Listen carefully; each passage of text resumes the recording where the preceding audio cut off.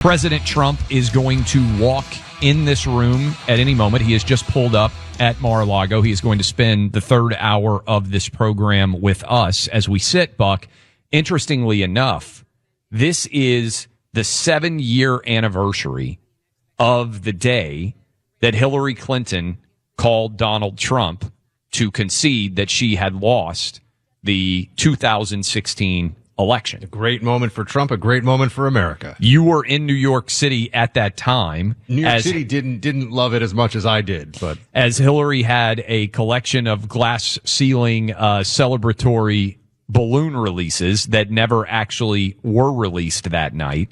And we are going to talk about the incredible craziness and tempest that is likely to ensue over the next year. Also, we'll see what President Trump thinks about the debate that is going to be happening. And he's going to be doing an event in South Florida tonight, Buck, at Hialeah. Is that how you pronounce it? This is an area of Miami that I know you're familiar with. I'm sure there'll be a big crowd there listening to President Trump. He is scheduled to speak at 7:45, just in advance of when the debate for the Republican primary will begin right at 8. So he's counter-programming in many ways, as he has continued to do, while not being on the stage for the debate with his own events. And you see that the numbers after each one of these debates, the numbers for President Trump haven't gone down at all. Here he is. He's walking the room right now. We're getting him as he comes off the golf course. Sir, we want to stand and shake your hands. Our mics are down here, so here we go. Here we go. You just sit, you guys. Thank you so much. Good to see you, Mr. President. Great of you to make the time for us here. Look, Clay and I have a bet. Can we start with this one? Yes. Bet. Stake bet. Assuming it's going to be you, sir. Assuming it's going to be you, which it certainly looks like now in all the polls. And we've been saying this. It's just overwhelming favorite now based on the numbers. Do you think you're going to be facing Joe Biden, or do you think they're going to pull some last-minute plan, shenanigans, some kind of a plot? What do you think? Well, that's all they know how to do. That's all they're good at is shenanigans. And I think that it possibly will be him. I would have said almost definitely. I find it hard to believe. He's the worst president in history. He's the worst. He's making Jimmy Carter look like a genius. Jimmy Carter may be the happiest man around today. He's an elderly gentleman right now, but he's a very happy man, because he looks brilliant by comparison to what's happening to our country right now. But I think it's going to be him. Yeah. It looks like it. Do you want it to be him? Would you like to run? If you could pick an opponent, you're going to go to a UFC fight up at Madison Square Garden. Right. People are going to love it. Right. Sometimes those guys get to pick the guy that they want to fight against. Right. Would you pick Biden as the opponent if you had to pick a Democrat to run against right now? Well, I don't want to do anything to influence, because, anything I say, they're going to do the opposite, and they're going to think it's a chess game. And, and when you get right down to it, is a chess game, right? I'd love to run against Biden. I think I did great against him when I ran. I don't know. Your show is great, and I know your opinions on things, but what went on in that election is disgraceful. But I think that it's probably, if I had a choice, I would pick him, and I would pick Kamala second. I would say she's right there. It looks like he's not going to be able to get rid of her. So in a certain way, you could say she's running also much more strongly than a normal vice president would be running. And that's okay. Some people say you campaign against her because people don't want her. And they say it's very hard to take her out of the equation. I don't know if that's true or not, but that's what they're saying. I would say that if I had my choice, I'd love to run against him. I got 75 million votes that they say. That's what they say, but I think it was many, many more votes. We have very, very third world elections. You see that up in Connecticut this weekend, this last few days.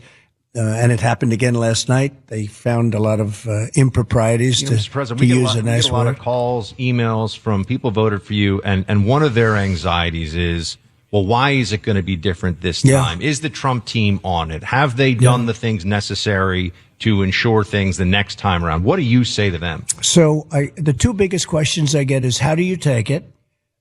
And the second is, will it happen again? Meaning the cheating. And the cheating is massive. We got caught with COVID. And again, I was somebody that ran very, very hard. I did 7 rallies on the final day, 7. And they were all big rallies. They weren't small ones. They were big ones. Started at 9 in the morning, and we finished up at 4 o'clock in the morning. And all over the place. I went from Florida to Iowa, I went from 81 degrees to 2 degrees below zero. That's pretty tough. It's not a trade people want to make very often. No. And you know, honestly, that's, if you can look at, that's called pneumonia time. When you go from 81 or 82 to 2 degrees below zero at, late in the evening, you're covering a lot of territory. And I did a great job, and we got votes like nobody's ever, no sitting president has ever gotten anywhere near that number of votes. And I felt I could go home and I would watch a fair election.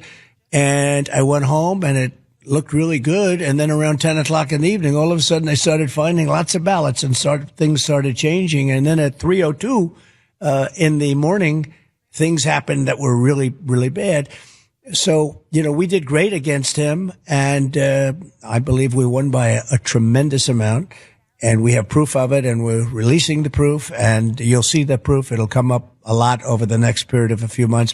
And I think it's very important for people to know, you know, we have, in Alabama, we had a man that, was very strong, Mo Brooks, and then he thought he was going to go political. I think he hired, John McCain or Mitt Romney's consultants, and they say, forget about the election, forget about it. And he forgot about it, and he went from a 54-point lead in a period of about 24 hours to losing, to being in third place. And Katie Britt ended up winning. I endorsed her and she ended up winning. So it's a very important issue. You have to learn from history. But I went home and I thought I did a great job, and I thought I'd enjoy watching it on television. And I did until around 10 o'clock in the evening. Then I said, what's going on here? It was crazy. And, you know, we have to have strong borders, and we have to have fair elections. And if we don't have fair elections and strong borders, and some other things too, but maybe they're the most important things. We have to have borders, and we have to have elections that are great. Mr. Trump, during your time, there was no Russian invasion of Ukraine. Right. And there was no mass casualty 9/11 style terror attack against Israel by Hamas. Right. You didn't have a national security background beforehand. You were a businessman beforehand. But I talked to you on occasion. You know, you got some good Mr. CIA. Yeah, you wanted to be your Mr. CIA director. I thought he was great. Yep, he would be very good. I think he would be very good. Anyway, by the way, you would be very good. Thank you, sir. Go ahead. On these issues of national security right now, the world is less safe. People feel that now. You're seeing that, and a lot of Americans are seeing the Biden foreign policy and Biden national security policies crumble before their eyes. And say to themselves, hold on a second, they were supposed to be the team that knows what they're doing. What do you do to come in when you come into office, if you win, on Ukraine, on Israel? What are some of the ways that you're going to approach those issues? So the saddest thing is that it would have never happened under a Trump administration. Ukraine was not going to happen, and it didn't happen. You know, for 4 years, he doesn't change, and he's somebody that wants to get things done the way he wants them. And I knew him very well. I got along with him very well. We had a very good relationship, but, and in fact, you know, the whole Russia thing was a hoax, and it made it really harder to get along with Putin and Russia. And what they did was really treasonous if you think about it, because you could end up in a war. If we had different people, maybe a different guy than him and a different guy than me, you could have ended up in a war because of the Russian hoax. And it was a total hoax, and that's been proven. But the sad thing is it would have never happened, and it didn't happen. The same thing with Israel. They would have never been attacked, for simple reason that Iran was broke. I told China, if you buy any oil, from Iran, and that's where they made all of their money, a lot of money, they have a lot of oil, you're not going to do any business in the United States, and we're going to also tariff you at 100%, anything that does come through. I said the same thing to India. I said the same thing to many countries, and literally nobody bought, and they were broke. And if you remember, in fact, you guys covered it very well in a different position you were in, frankly, but you both covered it very well. They didn't have money for Hamas. They didn't have money for Hezbollah. They didn't have money for any of these terrorist groups. And during my 4 years, we had no terrorism, none. And I didn't want to talk about it. I couldn't talk about it because I don't want to say it. And like what happened to them, they started talking. And destroying ISIS, by the way, destroying ISIS, that was a and very I did nice destroy move, ISIS, right? Yes. I destroyed them in 4 months, and people said you couldn't do it in 4 years. We have great military, and we have great generals, not the idiots you see on television. We have some great generals. I could go over, we'll do a second show on some of the people, but we knocked out ISIS way, way, way fast. Nobody thought it would even be possible. And by the way, I had it down to 99%. I say, okay, let's get out of there. And the fake news started hitting me. Why don't you do the rest? I said, all right, do the rest. And they did the rest in about 2 minutes. The last time we were with you, Bedminster. Yeah. Beautiful golf course. Right. You were hosting a live event there. Right. Your grandkids walked in. Your grandfather. Right. You've got Jewish grandchildren. Yeah. When you saw what Hamas did, not as president, but as grandpa, Yeah. what did that feel like to think those could have been my grandchildren? Did that strike you? It did. A lot of things struck me. First of all, the level of ferocity and the level of hatred, and also the inhumanity nobody's ever seen. 42 babies had their heads cut off.